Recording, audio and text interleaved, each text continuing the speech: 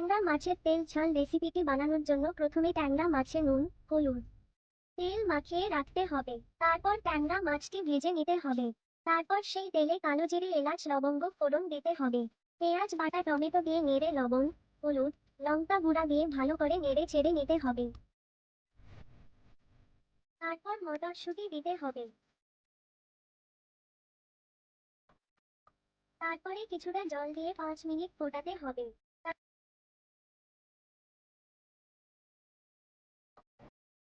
তারপরে হয়ে গেলে ট্যাংরা মাছগুলো দিয়ে আরো একটু ফোটাতে হবে। তারপরে কাঁচা লঙ্কা, ধনেপাতা দিয়ে নামিয়ে নিতে হবে।